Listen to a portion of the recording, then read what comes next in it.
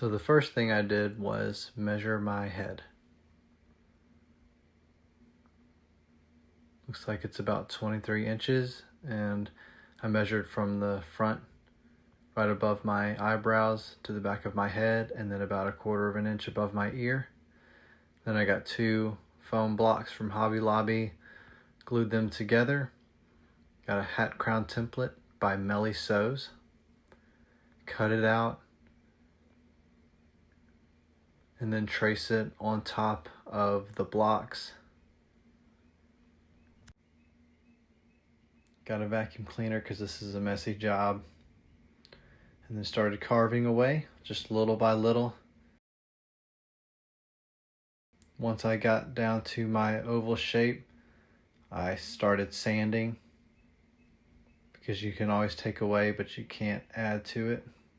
Then I got my speed square, flipped it upside down, and kept shaving until it was at the size that I needed. I got this idea from indygear.net. I'm not sure what the measurements are in between his lines, but I just did the best I could and mimicked it. As you can see, his hat turned out really awesome. And then obviously his hat is on the right there, and it just looks really good. So figured I would give it a shot with my foam here. So just kind of guesstimated, started carving down, and it ended up being a little bit short, but thankfully with my face shape, a shorter crown is ideal according to the research that I've done on Google on it.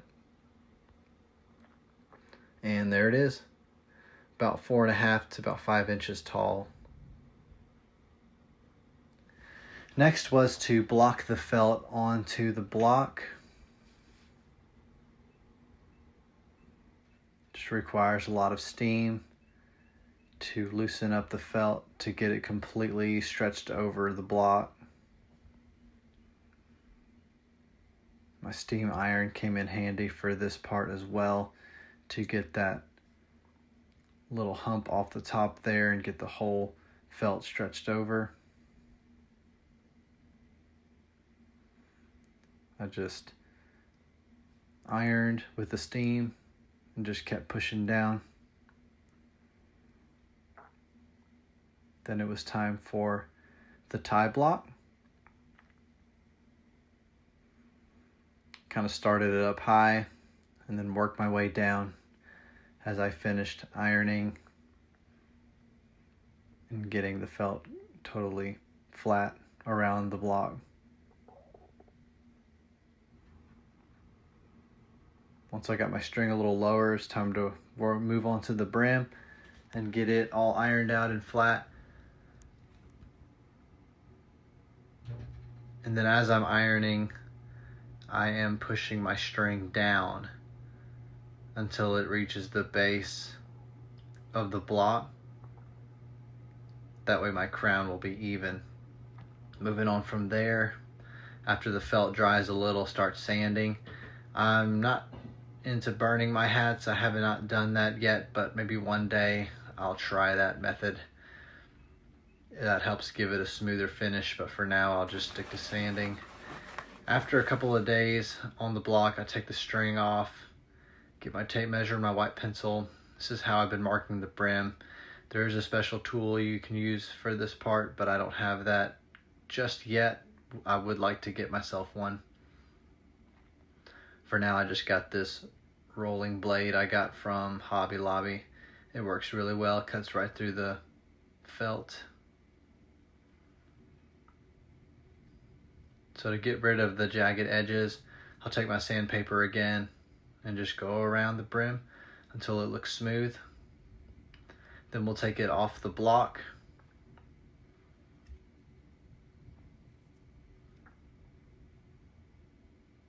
And then work on the sweatband.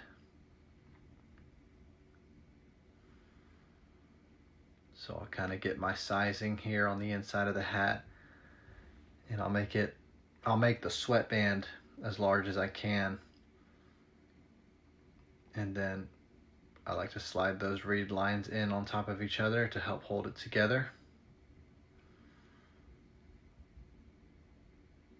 I pre-punched my holes for this part to make it a little easier to thread. And I kind of went in a zigzag all the way down and then worked my way back up to the top.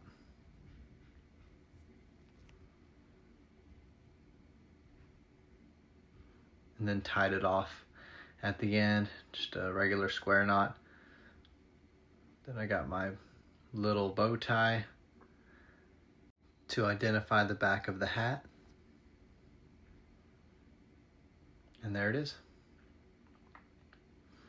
And then I put it in the hat, line it up, stick my push pins through.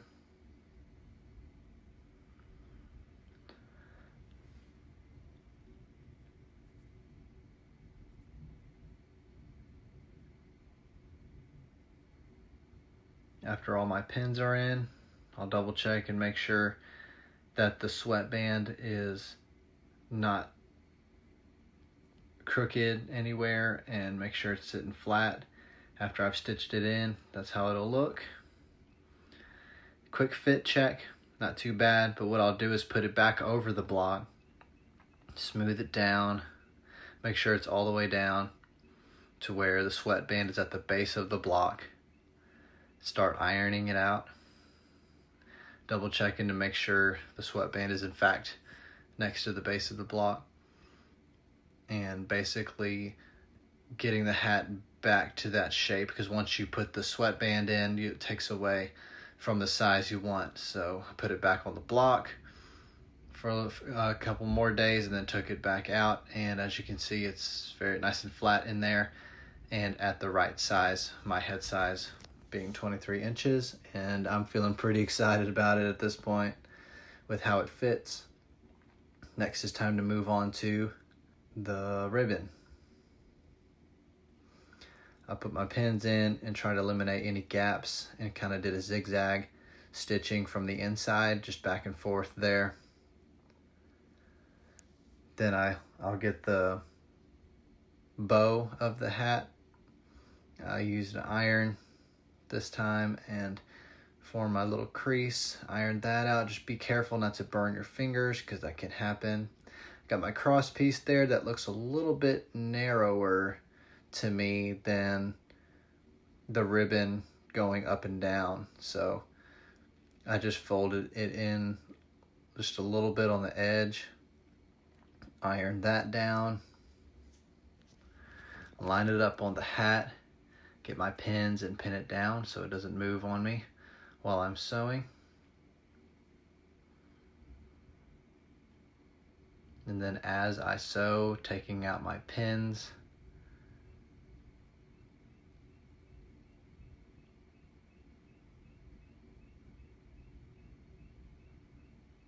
making sure that the bow won't be loose on the hat, just pulling it tight there, and pretty happy with that. And then in two places on the hat, I like to put just a couple of threads. You can barely see them, one right there and then one right there. Just helps hold the ribbon down. Next is my favorite part, which is forming the crown shape.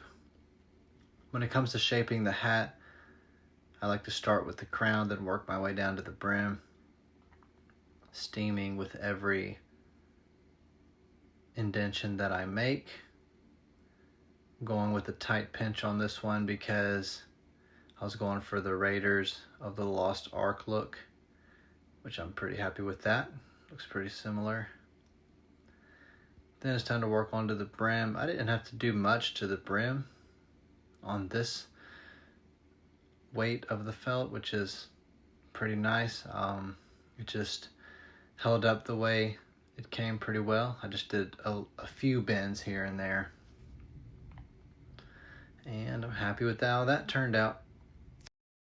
And there you have it. That is my video of another Indiana Jones hat that I've made, but actually out of the accurate color sable brown. The only difference is the Raiders of the Lost Ark hat was actually deep sable, so it's a little bit darker than the regular sable, which was used in the Temple of Doom. So technically it's more like a Temple of Doom hat, but I shaped it into a Raiders hat because I really like that hat. It's probably my favorite one. I didn't have to do much to the brim really. I really like how it's turned out the way it is. As long as it doesn't fall downward, I think I'll just probably keep pushing this down a little bit. You can kind of see it in my back mirror there, the back of it, but I'll do a little 360 for y'all.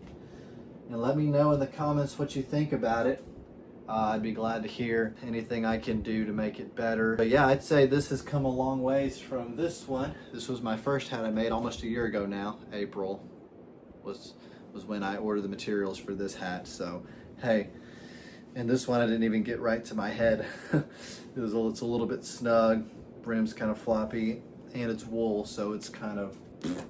And then this is a huge improvement. I'm happy with this. This is awesome. Like I said in my video, the block didn't turn out the way I wanted. I ended up just shaving off too much. So it really is just about a 4.5 inch, probably more like a 4.5 inch crown. I don't have my tape measure nearby, so I can't tell, but I'll have it in the description. And here's the inside of the hat. This is just a regular liner. It was like 12 bucks from Etsy. Satin liner. It's really nice. Looks clean and it looks neat. And these little bows, I forget where I got them from, but I'll see if I can find the company where I got it from. I think it's called hatsupply.com or something like that. Cheap little bows, like 50 cents each or 30 cents if you get a certain amount or more. I like how that turned out in there. Gives it more accuracy. I like how lightweight it is too. If you liked this video and if you want to make a hat yourself at home, give it a try. I mean, I didn't think I could do it, and I'm glad that I tried, and now it's become a hobby. If you liked the video, hit like on it, and if you want more stuff like this, go ahead and subscribe. And my other video coming up, this is another hat that I'll be working on. This is exactly the same thing as this, sable, same stiffness, I believe. This might be a little bit thinner. This is actually beaver felt though. So this is rabbit and this is beaver. And this is my first time dealing with beaver felt. So this will be fun to deal with. So thanks for watching, and I'll see you in the next one.